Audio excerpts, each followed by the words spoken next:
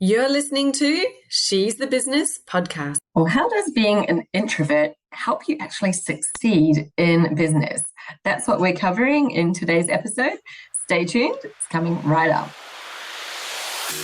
Hi, I'm your host, Jessica Osborne, and in my 23 years of business and marketing, I've built many brands to become multi-billion-dollar companies. And just in the last 10 years, I've built 2 online businesses of my own from my dining room table with 2 little babies running around at my feet. I've made it my mission to inspire you to get out of your own way and become the successful business owner who's living the lifestyle you really desire without all the hustle. This is She's the Business podcast, made by women for women. This is your weekly dose of motivation and inspiration.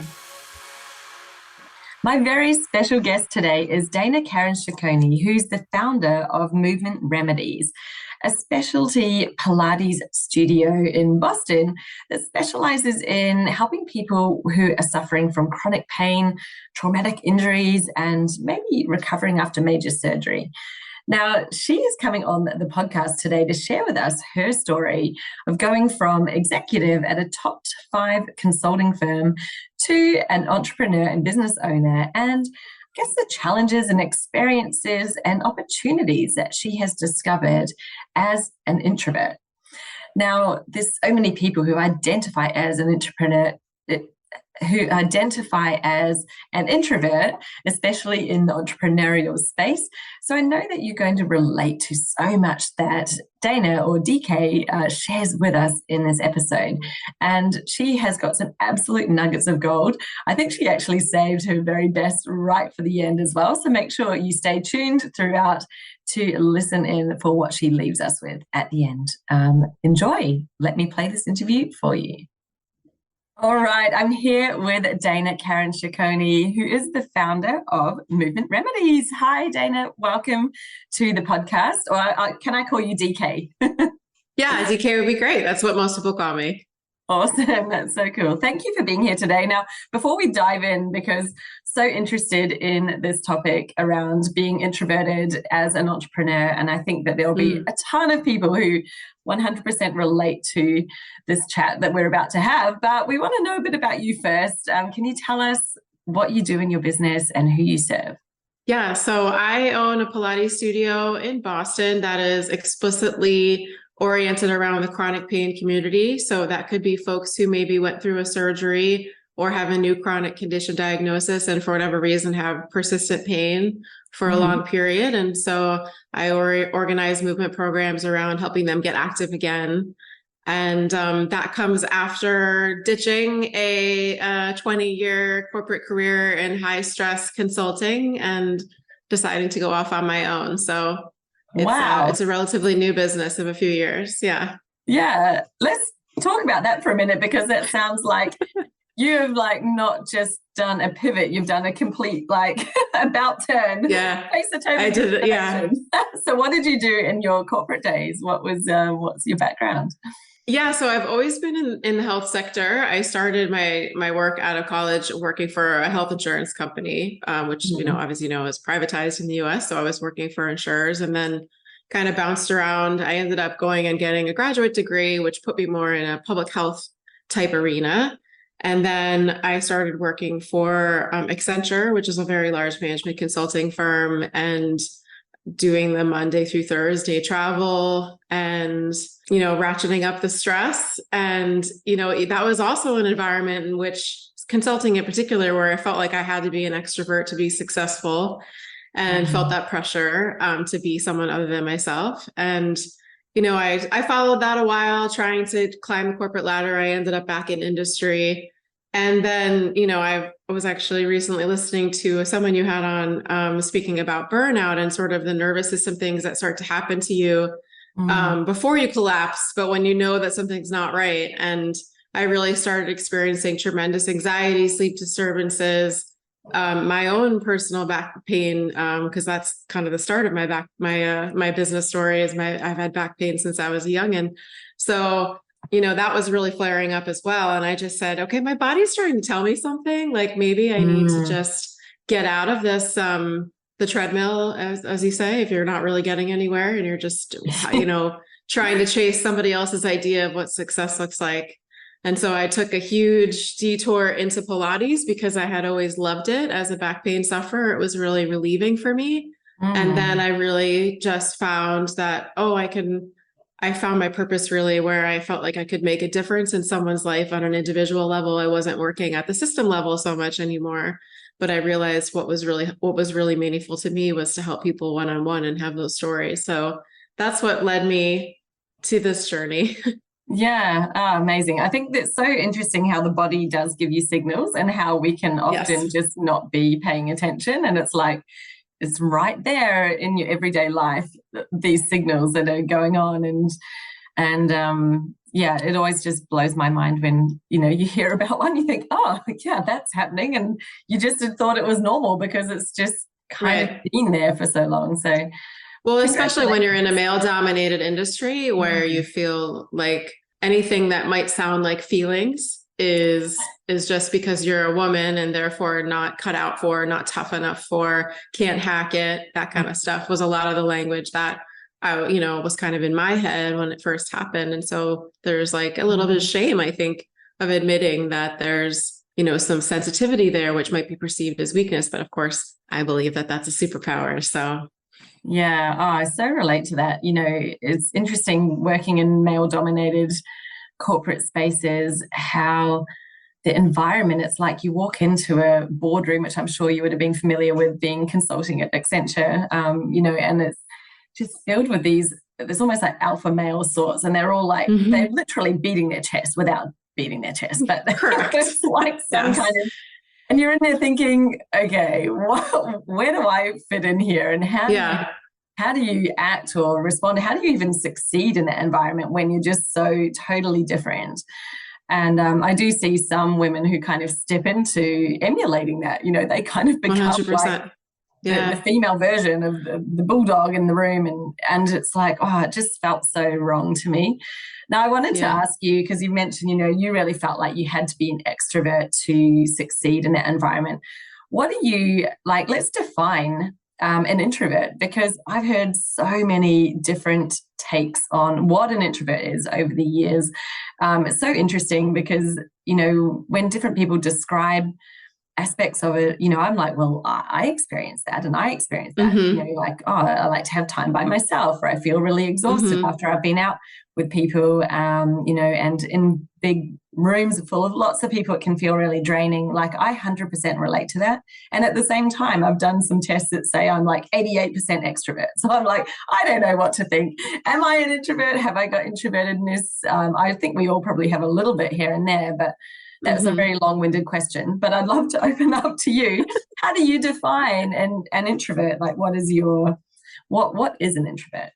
Yeah. And to your point, I think also so many women, we learn to chameleon ourselves in order to, you know, to thrive. Right. So, you know, I don't know that I would have really seen myself as explicitly an introvert. I tried to make friends. And when I get into a room, I, you know, try to connect with people and so on. But, you know, for me, the definition I work with is fundamentally what energizes you. Does being around people energize you, or does being alone energize you? And for me, I can only take so much when I'm in groups of people or even one-on-one. I definitely find that I have to go be alone, even from my own family, to kind of recharge. That's the best place for me to recharge and recenter and feel whole again before I can go out in the world. Whereas I know other folks who, you know, for them, being around people is what really, really gets them, you know, the engine going for them. That's really energizing for them.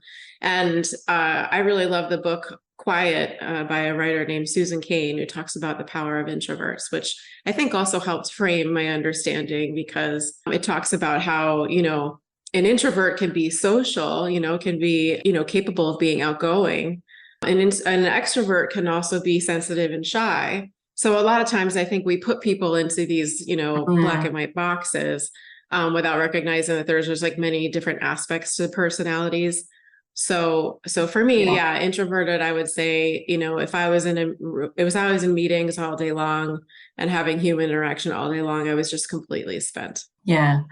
I think that's really common. Like, you know, and that's where I kind of go, yeah, it's so interesting, isn't it? Because probably it's changed over time. Since I was younger, I probably was a lot more able to take on those energetic spaces and feel really good about it. Whereas definitely after having kids and like into this sort of time, right, I'm like, wow, you know, yes, I need a bit of time to myself, and like, oh, the kids leave for school. Thank goodness I've just got some space for a minute. Like, right. it's like I think really that's pretty refreshing. natural. Yeah, Not to exactly. mention the fact that, you know, how much of it is the fact that women just become acclimated to living sleep deprived for a decade and a half, you So know, true. so. Yes, yeah, absolutely. And like, and then I think as well, you know, the person who feels this way, it's like it doesn't need to be so much of a label or an identity, but almost an appreciation of like, it is okay to say no to some things or to have some quiet space. And it's not that you're necessarily either introverted, extroverted, because I think some of them, you even can be a bit of both, like you're on the scale. Yeah, I would call it a spectrum for either sure. way. Yeah. And, you know, I think that sometimes it can be adopted as a bit of a, I don't know, I'm going to call it out and just say an excuse. I'm going to say sometimes it can be adopted as an excuse, you know, and it's where I see that as being like really holding yourself back when we adopt it to that point of using it as an excuse and not being like, hey, it's okay to have moments of needing the space, but it doesn't mean that I can't do these other things and that I can't communicate with people, because I always like to think, you know, I worked in IT. I'm not sure if you've ever worked in IT, and there are some people in that sort of realm that are like very introverted, like as in they can't even really speak to other people. There's a whole spectrum of people that I'd say like they just like to be on their own in the room with no human interaction. So introverted that their emotional intelligence is sort of like, you know, way off to the side, where I feel like I'm introverted, but I have a super high emotional intelligence. Exactly. So there's just so many dimensions of how you can think about a person for sure. Yeah, that's awesome. I love that. Thank you for sharing that. And I think that's a really good way to ground the chat today, because, you know, then we're talking about someone you've got a lot to give and a lot to communicate, and you're really socially active person and still feeling like there's a different way of being, that you don't need to be full high energy extroverted person. So tell me about, you know, your journey into business, because you came out of this world where you were like, oh, I feel like I can't succeed here. You're starting a business. You're feeling that you have these qualities of being an introvert. You know, what's that journey been like for you to start and run a business, building a brand, you know, doing that stuff where, you know, to attract clients, obviously you need to have some visibility. And tell me a bit about that. What's that experience? Yeah. Well, so you know, becoming a Pilates instructor was sort of like one part of the transition, right? So first I was a Pilates instructor in someone else's studio. And I knew for the longest time that I just really felt called, no other way to put it, I think, to work with this population that I felt was really not being served by the health system or the fitness industry, with kind of people falling through the cracks who really needed movement in their bodies, but didn't know where to go to have it be safe and effective. Kind of beyond physical therapy, which is often limited. So I felt this push to create this thing, but I had it in my head, like, you'll never be able to do that. To say nothing of the fact that I also, you know, had some challenges with anxiety. And so that kind of made me feel like, you know, am I going to be able to handle the stress of putting together a business? But also I said, you know, as an introvert, I mean, I saw other people thriving, you know, there's like an archetype that you see in the media and in Shark Tank, and like these people who were like, you know, I don't care. I just came from a 2-mile hike and I just jumped onto Shark Tank to tell you that my worldwide amazing deodorant is going to change your life. And like, I just couldn't be that person. And I thought, you know, that's the person who's an entrepreneur. Like I really had, I think, a narrow picture in my head of what that person would look like and act like. And so it really was, first of all, just a thing that and like you said, it was an excuse. It was 100% an excuse. I was feeling, this push to do this thing. I felt passionate about it. And I was letting myself get hung up on being an introvert. And, I've had some great coaching opportunities through various networks I've been a part of as part of my transition. And I'm really grateful for that, because I think if I hadn't had that nudge, I don't know that I would have done it. And, what I've learned is that, there's many ways to build business, and especially in a service oriented business, it seems crazy, right? I mean, I'm really interfacing with humans all day long. And one of the things I've learned is one-on-one works really well for me. So, teaching large classes was also just, I love it. I mean, I do find it exciting, but then it kind of wears me out if I were to do it all day. But what I've realized is that, there are many ways to get your name out there. And maybe I won't be at some big networking event, schmoozing and handing the cards out, but I'll find ways to serve my community and build one-on-one lasting relationships. And it's just a different strategy. And I think it's a long-term strategy. And so I've found that by offering to partner with people, or maybe just offering them free Pilates, helping to build, some connection or rapport, then they think of you the next time that something comes up. And so it hasn't had to be, that like super bombastic, all in your face, like version of entrepreneurship. And like every other lesson that I feel like life keeps throwing at me to learn over and over again, if I trust my instincts and I stay true to my authentic self, it resonates with people. I mean, we each have something really special and unique to offer. And there's always people out there for you, people who get you just the way that you are. And it's so easy to fall into that comparison mentality, especially with social media, because as an entrepreneur, I mean, I'm just bombarded with masterminds and, people's stories, and they're in like, 3-piece hot pink suits. And I'm just like, it's just amazing, all the energy that comes out of that. And that's just not where I'm at. And, I've often, we have the imposter syndrome, and like, am I really going to be able to make a dent and scale my business in a way that's meaningful without having that kind of energy? And I really think it's about pacing yourself and doing it according to what feels right. I love that, because you're so right. It can be really easy to look at something and then make that your definition of what an entrepreneur means. And yeah, you've got to get on national TV and be on Shark Tank and be so bold and everything. And I'm like, oh, the idea of that actually makes me start getting sweaty palms. It would be absolutely terrifying. But, there are... I don't know, Jessica, maybe you are an introvert. Oh, no, that's the thing. I'm like, well, this thing told me I'm 88% extrovert, but I relate to anytime anyone talks to me about what they feel as an introvert, I'm like, well, I get that, and I get that. I'm the same. And, I feel like it's interesting, and I like to share that because I think it helps people who identify as an introvert. They might look at me and think, oh, you're not. I'm like, I don't like going to big events full of people. I do not work a room and hand out business cards. I couldn't think of anything worse. If anything, I like to go and have a very small group conversation with a small amount of people. And anything larger than that these days, maybe I'm just more sensitive. I'm more aware of, maybe more emotionally the barriers are broken down, and I feel things that I didn't used to feel when I was younger. I'm not sure. Maybe that's an empath. I don't know. There's many things, and I do feel that drain. I think you take on a lot, because I like to get into conversations with people and, really get into that energy, and you can't do it all day long. It's literally exhausting. And I think that, like you're saying, it's about finding the way that works for you. And you said you couldn't, teach classes all day. Well, if I found the same thing, even starting this coaching business, I kind of thought, I'll be able to, I'll have clients and, how many, and I got to like 6 or 7. I thought, oh my God, that's it.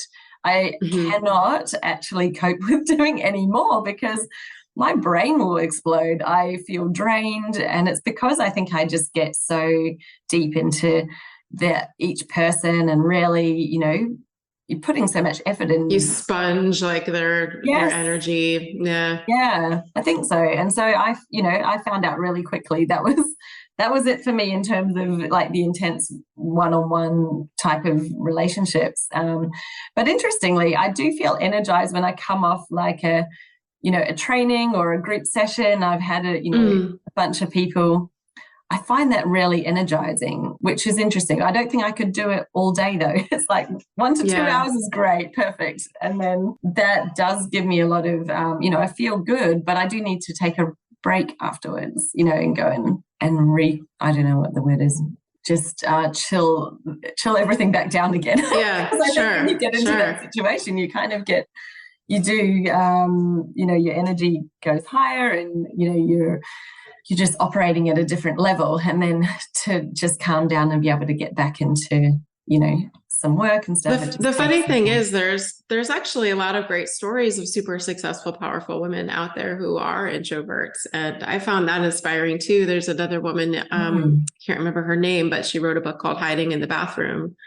And talking about how she gives these talks, she goes and she's like a keynote speaker, but then she's hiding in the bathroom beforehand, putting on her lipstick, trying to just, pull herself together, because it's not really her natural state. So I do think, it doesn't mean you can't do challenging things. It doesn't mean that there's not a place for your voice in a big group, but it does mean that you have to figure out what strategies work for you to show up and be effective. And there is a message that I think everybody has a story that is worthwhile to hear. I really believe that.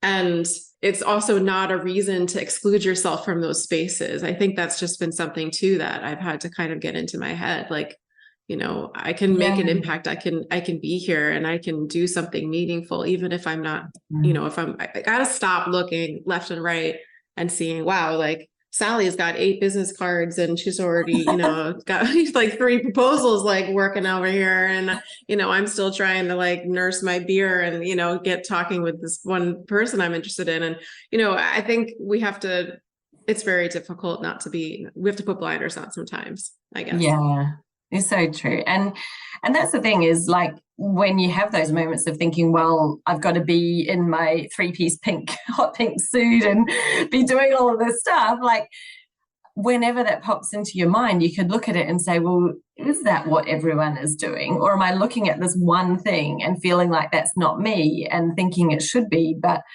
look around and see, well, what other people are out there who aren't in 3-piece suits, who aren't that level of, extrovertedness or whatever we want to label it as, energy, and who are being successful. Because, when you were speaking before, I was thinking, well, there are so many business owners that we probably aren't even present to. Like, walk down to your local shops and see someone who owns a successful business and probably is like completely, maybe they don't even speak to people that much, or it's just their own team. There's so many different types of businesses that you can have. And then, I'm sitting here having a fantastic chat with you. We're creating a podcast episode.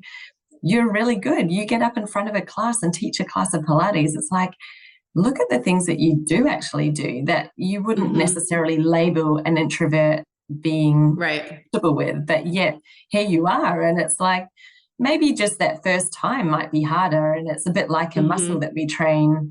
Maybe it takes us a bit longer to get comfortable with doing certain things, and some people might be able to just do it first time and be like, hey, I'm doing it, this is great. But I love what you said. Yeah, it's like finding what works for you and what can fit in with your personality type, and probably giving yourself the challenges that you feel like, well, I can step out of the comfort zone and do this. Doesn't mean I've got to do it all day, every day, or all the time. It's like, hey, I could do a podcast interview every few weeks, or whatever time frame feels good to you. I actually do really like podcasts as a format. I think I've figured out that that's just much more comfortable to me than, trying to push in. Because again, like you said, you're connecting in like a genuine way with another human, and that feels so natural to me. Whereas, self-promotion is in a broader scale is more challenging. I struggle to put out videos on social media about, come by my great workshop or whatever. I mean, that I know I need to do it and I need to get better at it, but I guess what I've learned is, especially with a brick and mortar, I had, these cards that I was walking around. My neighborhood is relatively tight knit. It's an area of Boston that's historically Italian American families. So I was passing them out. And in the beginning, I was just, I'd be in the coffee shop and say, have you ever tried Pilates? Here's a card. And then you throw it at them and then run out the door. And, little by little, I got better at, not just making it about the self-promotion, but just oh, I love that shirt. I love that band. And have you ever seen them in concert? And making a conversation, and then it can come out a little more organically, or maybe it doesn't. Maybe you just make a friend and maybe you see that person in the coffee shop 5 times. And then you say, hey, I don't know if you know this, but I own a Pilates studio down the street. Here's a card for a free session. And, I felt that has just been a much more organic way for me to connect to people, than doing my perfect 30-second elevator pitch and trying to wow people. I mean, that was really overwhelming me in the beginning.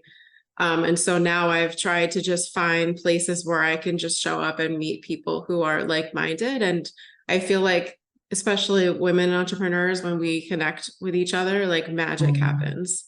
We really just lift all boats, if you will. And so there's just a lot of I think that's the hardest part, is the visibility part, and getting your audience in a way that feels comfortable. And so there's a lot of opportunities, it turns out, to actually be in your skin in the way that you like and still be pushing your business forward.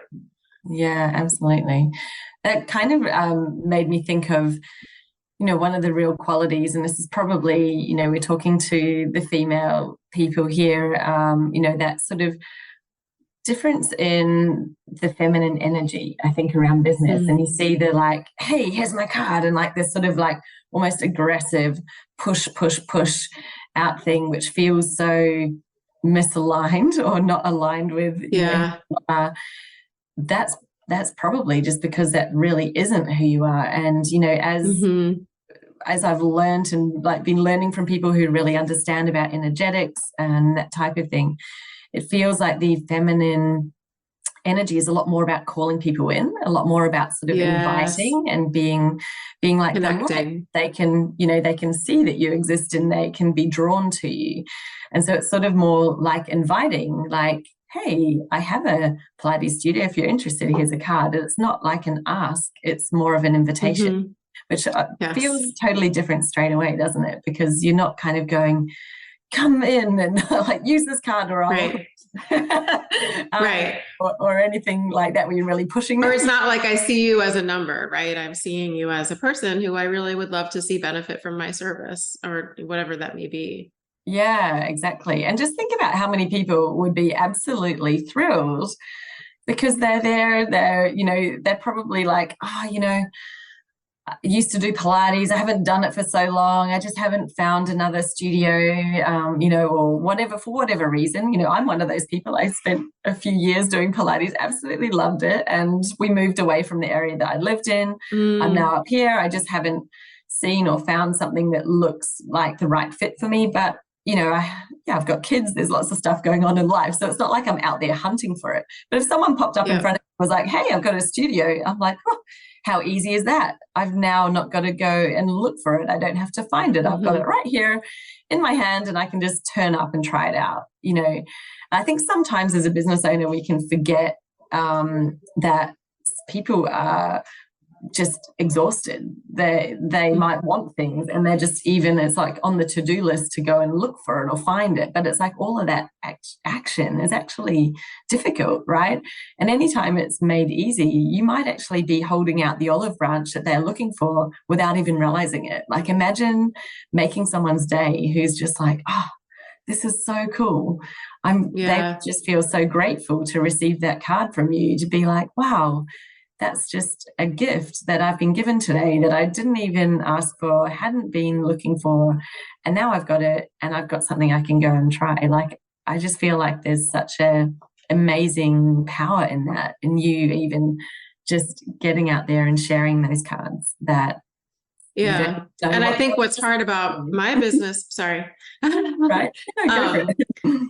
I think what's hard about my business is that, my audience doesn't know they need me. Like, they don't know I exist, right? Folks who are in chronic pain have probably written off movement, or they've just decided, I guess this is just how I live now. I guess I can't carry my groceries up the stairs anymore, or whatever. So they don't know to seek out a service that's specifically oriented around helping them find that again. So that makes the networking thing like even more challenging, because it's not like I can walk into a space and say, hey, that thing that you are probably looking for, here it is. I mean, it's more about, once I cultivate relationships, lo and behold, it'll turn out somebody's brother-in-law just got diagnosed with Parkinson's, and, they don't know what to do to help him stay active or whatever. And, you hear these stories, and, they don't always pan out, but, just connecting with people in that way, in a way that doesn't feel pushy, has allowed me to build a business that's service oriented. And I think can be done it doesn't have to be specifically, a health thing. I mean, you're offering marketing services or anything. I mean, there's a person who needs you, and they maybe don't know that to even look for you. And, I try to lean on thinking about it as, how will who is not getting helped if I don't put myself out there in that, little bit of uncomfortable moment that I know I can get over. Especially if I try to do it like once a day. I have like one really meaningful push of a person on my list that I've been meaning to connect with. And, if I pace myself once a day instead of trying to do it, all the time, hopefully over months it builds up. Yeah.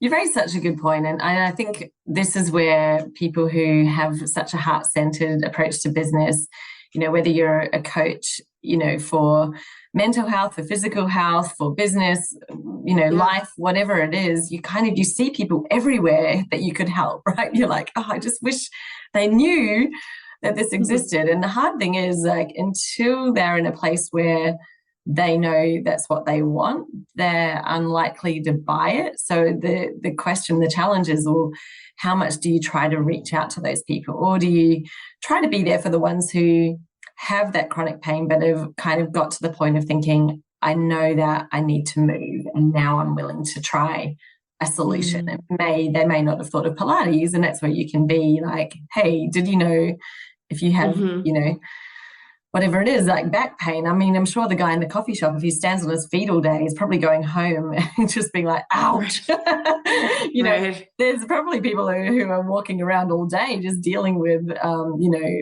aches and pains that they just deal with on a daily basis without even realizing, hey, do you know that just this different type of movement could be so beneficial? And I think part of it's being able to seed some of that out there and putting out a little bit of like, did you know kind of content. And part of it's like, well, you're really here to serve the ones who are ready to start and talking to them in that way, because the hardest thing is to try to talk to people who are totally unaware and to bring them in, because they've got such a journey to go through of becoming aware, understanding that's what they need, deciding that they're going to do it. Whereas the people who are already looking for it, it's a much shorter decision.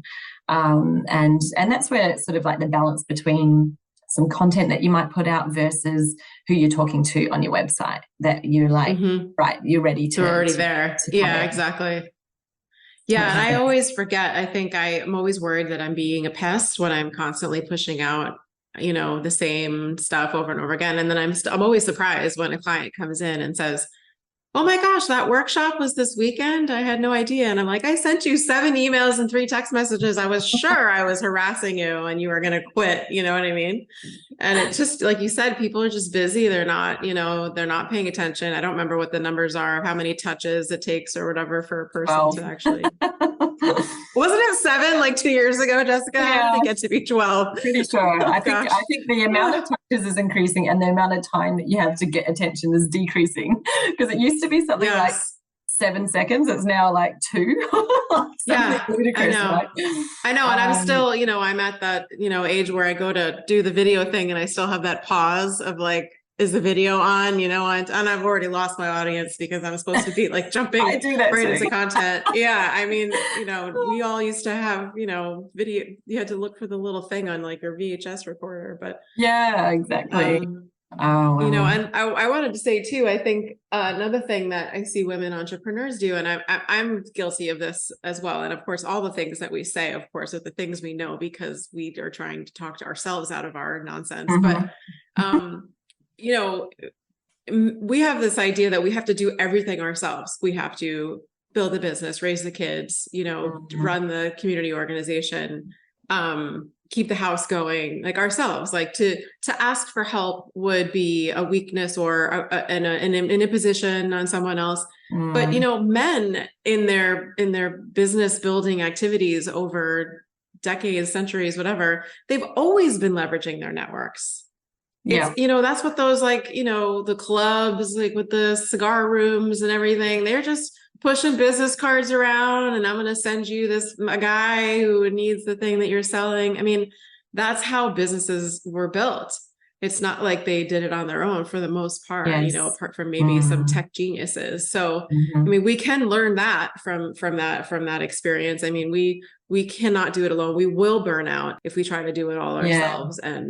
And actually the network is a safety net. And also we need to learn to ask our friends and our connections for help, because you never know, who they're going to know and how they might be able to advance what you're trying to do. I love that you brought that up because, just reflect on it for a moment. Like, how much do you find it hard to ask for help? Because what are we making it mean? It's like we're kind of making it mean that we're not capable or something. And I think so many, you're a high achiever, intelligent woman, and you kind of, I don't know if we've been brought up to feel like we have to be able to do everything and be this like total superhuman.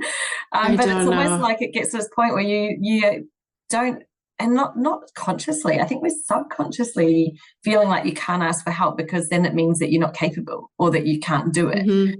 Like I 100% agree that you brought up an amazing point. What are we making so bad about, leveraging your network? It's resourceful. Yeah, because it's like nothing was done just alone. No one built anything of any worth or any monumental thing alone. And a business is a living being. Even a child, you don't create it alone. Like there's two parts that create a child. I mean, if we go down to everything, and the village really raises the child too, right? I mean, you have your influence at home, but there's aunts and uncles and teachers and yeah, absolutely. Everything has a network. And I think we've gotten away somehow in our modern civilization from this idea of like community and your village as the root of your survival. And this is one of the ways in which it shows up because we end up burnt out, not trying to be an octopus, like with the tentacles and all the things, when it used to be very commonplace to grieve together, to thrive together, to share resources together, and I think there's an aspect of that women are natural bringer togetherers. That's not a word, but connectors. So, I think it would be so amazing if we would bring that into business culture, like bring those assets, and introversion, bringing, if it's because you're able to, listen before you speak because you have a naturally introverted nature, like that's an amazing thing to bring into business. So there's just, I think we tend to feel like we're trying to compensate for something maybe, or, hide a weakness. I don't know. I think I feel that way. And instead of celebrating the things that are really assets and strengths. Yeah, absolutely. And, just on asking for help, I think we always are so we're focusing on ourselves and like we're asking for help, but we're forgetting the other people. Like people like to help people, like if someone asks you for help, do you feel like, oh, I can't believe they've asked me for help? Like no one ever thinks like that, right? You're always like, yeah, hey, I could do this, or whatever. Like people genuinely want to help. And by not asking, you're kind of almost robbing them of the opportunity to be able to I help love that. you. And, that's something, I'm literally been going through this year as well myself. I think I uncovered something in me where I realized I'd been totally refraining from asking for help, thinking that I had to.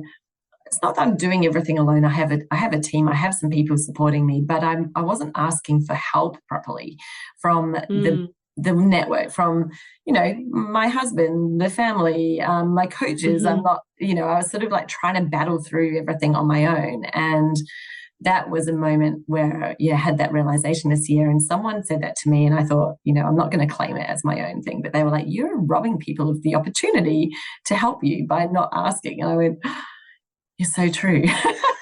And it was really helpful because it made you feel like I don't have to feel guilty about asking now. They don't have to say yes, and they're not going to feel like they have to, right? And honestly, to be fair, you can't own if they are the kind of person who says, "Why is this jerk asking me for help?" Like, you can't own that either, right? You can't, but that's a piece of information that might change your relationship with that person. But I don't know. I always am trying to own the feelings of all the humans all around me. And it's like, I think there's a point in your 40s where you're just kind of like, "Oh my gosh, I can't anymore." Exactly. It's enough to try and keep myself balanced during the day. And you can't be responsible for what other people think or anything like that. And if you're not asking, then you're not giving yourself or them even the opportunity, because most of the time they would love to. And on behalf of introverts everywhere, I would love to be asked for help, because I don't always think of the reach out, right? That's one of the things I think, some people are really great about, making the birthday call and, checking in with emails and notes and things. And, I'm not great at that. I'm usually kind of more reserved and not as quick to go to my network. So yeah, I would love it if someone said, "Hey, I need help with something," because I feel like that's a way in which I can connect authentically and it feels natural to me. And so I think we should all leverage that.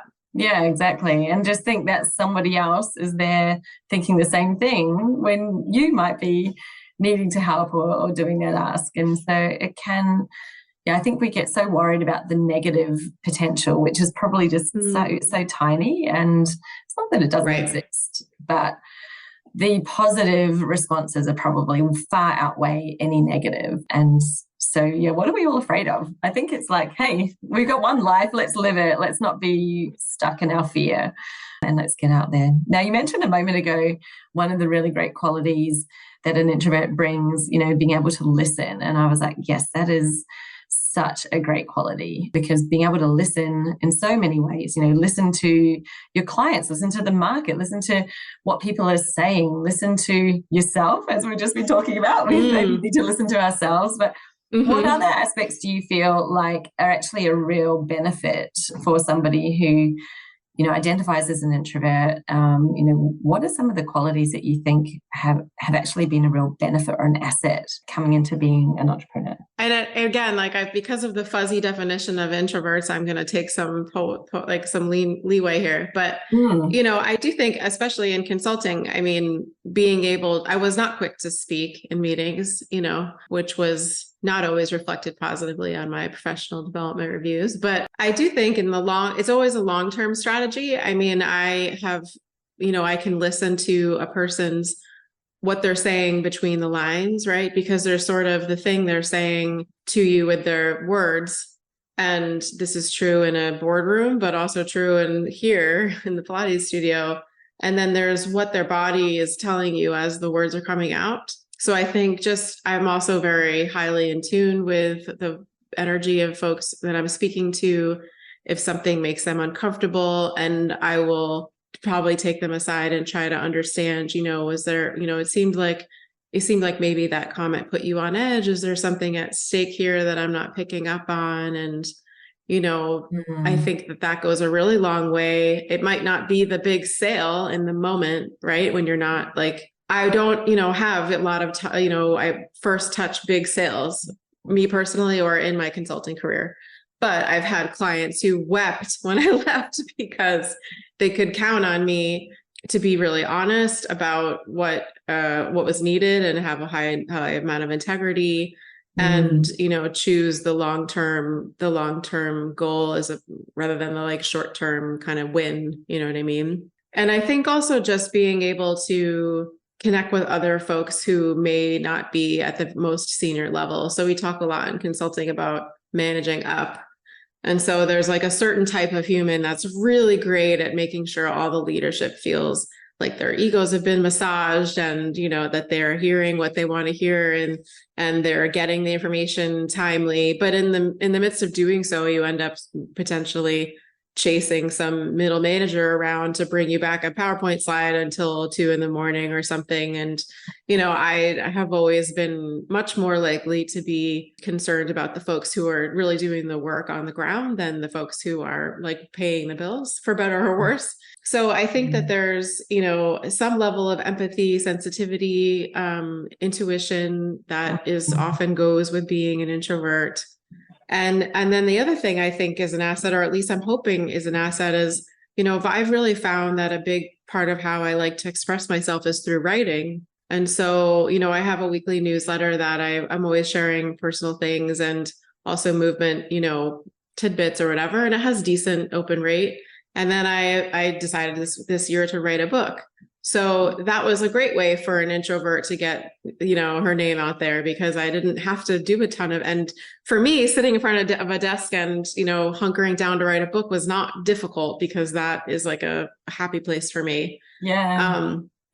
So, I think that's, that I don't know if that comes from, I guess, just comfort with focusing on a solo task and, not needing a ton of distraction to kind of stay energized. That's a great way that an introvert can contribute to just the market, is by putting things into writing or into art or into other formats that are not just verbal. Absolutely. And I can really kind of see that, you're not needing the external stimulus in order to do that. You can kind of like leverage what is inside already and help it come out, and how much that is such a great quality that you can leverage in business, which is amazing.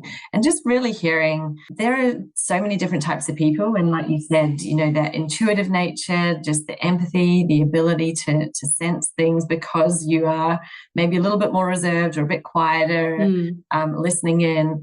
So beneficial in so many ways. And, just think about when you mentioned, I was reflecting back to the start of the conversation, you said you would like go out there and see somebody who's, all rah with their pink suit on and thinking I'd never be like that. But you were feeling like such a not alignment with that person. But imagine there's so many other people like you who would feel that not alignment as well. It's not like everybody's out there going, wow, I feel really aligned to that.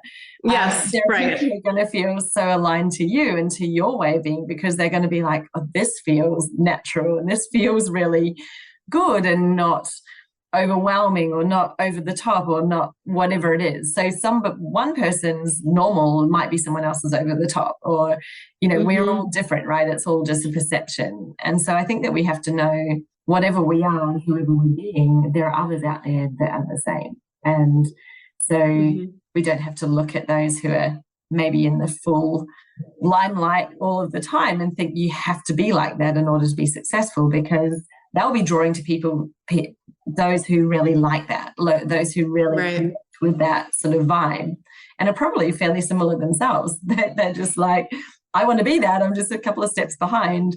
They're unlikely to be attracting in those who really feel like, wow, you're like, we're on different planets, because that's just the way that we are as humans. And I love that, you can really shine that light now on. It's not a detriment at all to be introverted in business. It is the way that you are and the way that you can run your business, and about aligning to what your strengths are, and call in the people who feel that same way, because they'll be who are attracted to you. Yeah, I think it's all about the stories that we tell ourselves. So if you tell yourself a story that's the only kind of person who'll be successful, then that side hustle will never grow. If you have to believe in yourself first. And It's hard because there's, a dominant narrative that's very loud, I think that puts forward certain ideals. I mean, I felt that also becoming a Pilates instructor because I'm in a larger body. And so, if I was showing up in a fitness environment where people were wearing, skimpy little outfits and they called it like aspirational, dressing for the class because they felt that it would sell more classes if people were coming and seeing the instructor as somebody super fit and stuff. And that was really hard for me to overcome. I felt very insecure about that. But then I had a lot of clients who came and said, well, I like coming to your class because I like knowing that it's okay to be in the body that I'm in, and and that was a real learning for me. And I think that's just been true on so many levels that, like you're saying, that there's always someone out there who's for you. And, there doesn't, I mean, as much as we want to feel like, we're all special snowflakes. I mean, there are other people out there who can relate to us in enough of a way that they're going to be what we have to offer is going to resonate with them. And I just feel so strongly that if, women or anyone are feeling called to pursue a passion project as a business, that there's really nothing about a person's background or abilities or personality types that should make them feel that they are predisposed to fail. Yeah, I totally agree. And you've really beautifully summed that up there. There's nothing there to stop you, because anything that you're thinking is a reason, you just have to stop and think, well, actually, there's a whole lot of people out there exactly the same as me and feeling the same way when they're looking at whatever it is that you've looked at and you're feeling like, oh, I couldn't do that. I need to fix that. Yeah. Thousands of people thinking the exact same thing. So yes. That's okay. You can do it. You don't have to do it. You can find a different way. You can decide to do it and take that step. Like, there are no rules. And it's just, like you said, about really letting go of all of that, the stories that we're telling ourselves and being able to step forward and do it your way. Do it the way that feels good to you. Yeah. It's lovely. This has been such an interesting conversation. Do you have anything that you wanted to leave our listeners with?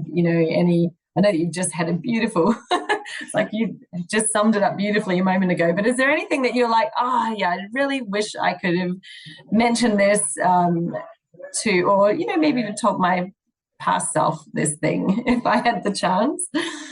I guess telling my past self, boy, that's a memoir I need to write, speaking of books. But I think don't mistake a risk from a no from the universe. I think you can get hung up on this feels risky and it's making me feel a little nervous. Therefore, it's too big of a challenge and it's a hurdle that I can't overcome. So I think there's like a really fine line between following your gut, making sure that you're staying true to your intuition, but also not getting hung up in the story that risks are gonna pull you down. Because I can guarantee that you're gonna take risks in business, and some are going to work out great and some are not. And the ones that don't are sometimes the ones you learn from the most. And I know that's like, you don't want to hear that if you're a perfectionist or overachiever like myself. Like, I think you probably can relate to as well from what I've heard on other shows. But, you want to believe that there's going to be this like perfectly aligned map of how you're going to get to the gold thing at the end. And it's just not like that. You take a step and then you go, okay, now what? You take a step. Okay, now what? It's like choose your own adventure books. Yeah. So I would just say, I don't know, you can do it. I wish I could have told that person a lot sooner that she really had all the tools inside of her. I think everyone really has them there. Yeah.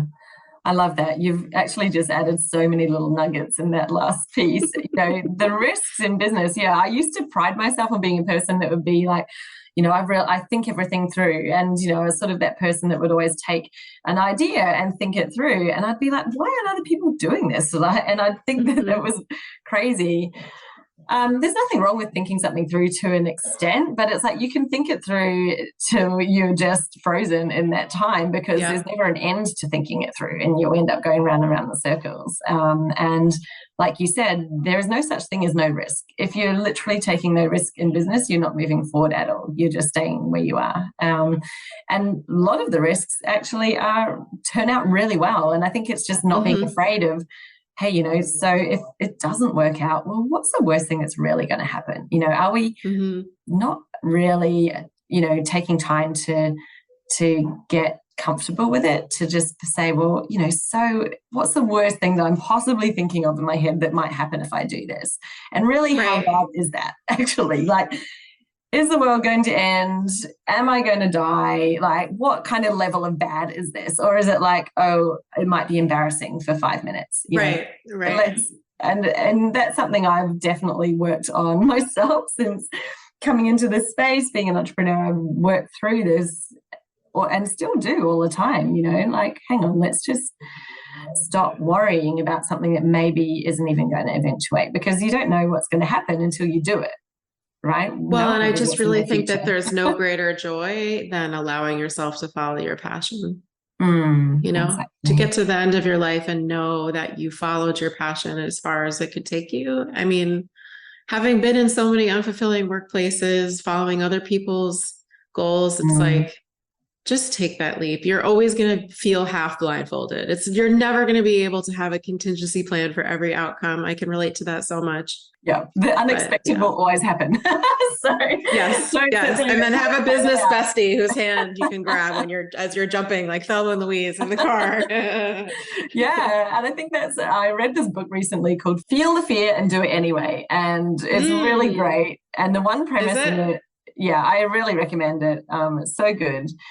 The premise in it breaks down to, if you believe you can handle it, then you will overcome your fears. Like, any type of fear comes back to, can you handle it? And so it's like what you just said, you know, you can't actually predict the future. You can plan for certain scenarios for sure, but you know, if you always went, I've got to be risk-free and I've got to know exactly what's going to happen and everything's got to be mapped out, guess what? The universe will throw you an absolute curveball that you never even imagined existed. Like, that's going to happen no matter what. So let's not even worry about it. Let's just go, okay, well, whatever happens, I can handle it. I've taken care of what I think are the biggest things that, you know, could be a real disaster. I've got those sort of sorted. Anything else, totally fine. We'll get through it. And if you can have that and start to adopt that thinking of being able to handle it, I think literally the world is your oyster. You can do anything, because anything becomes possible. Absolutely. But yeah, I love that. Thank you so much, DK. This has been such a great chat. Same. I've had an awesome time. Yeah, my pleasure. It was great. Yeah, where can people connect with you if they would like to reach out and learn a bit more? You know, maybe they've got some chronic pain, and you know, thinking, maybe I need to look into Pilates and see whether that might be a great solution. I'm sure that absolutely lots of people who think of that. I'm at movementremedies.org. So that's my website. I do have a virtual offering. So I do a mat class that's specifically for folks who are experiencing different kinds of pain. It's a restorative Pilates mat class twice a week. If we get a big Australian contingent, I might need to rethink the schedule, but that's okay. I'm not above doing that.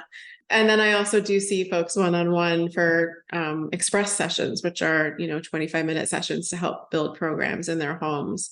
But I also do workshops with teams on stress resilience and because chronic pain is really common. It's roughly a quarter of the world's population. And that's not including all the women who are just muscling through it, not telling anybody they're actually in pain.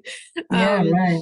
So yeah, it's a big issue if you have a team, making sure that your folks are not getting burnt out and that they're honoring their nervous systems and, staying resilient and so on. So yeah, DK at Movement Remedies is a great way to reach out. I'm happy to receive emails, or movement_remedies is my handle on Instagram.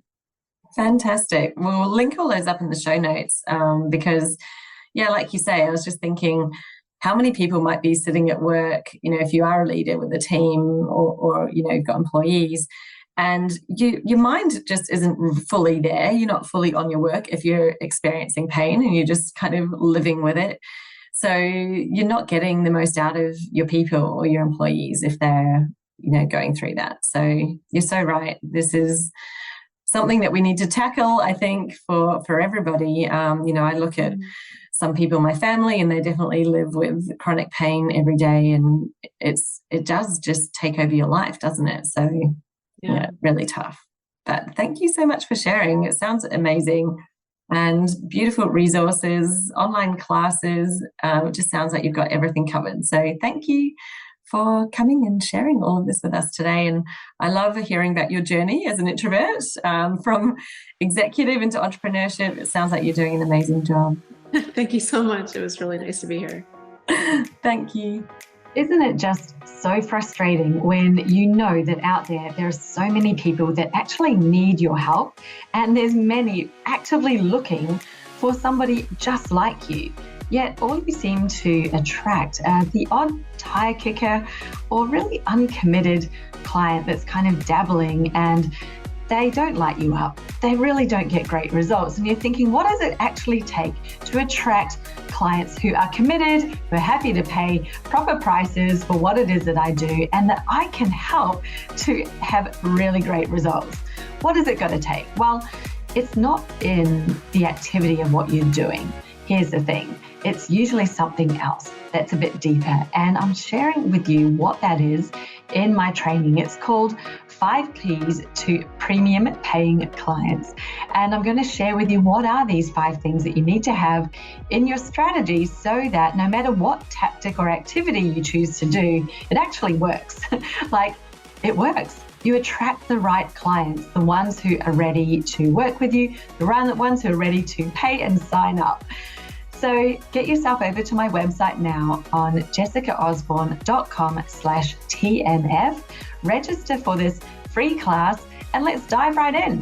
So once again, that's jessicaosborne.com/TMF. And the link is below in the show notes as well. I encourage you to register now, allocate just over an hour of your time, maybe up to an hour and a half, so you can take some notes and really reflect on the things that I share with you in this class. And let's change your year this year. Let's make your business actually turn into your dream business together.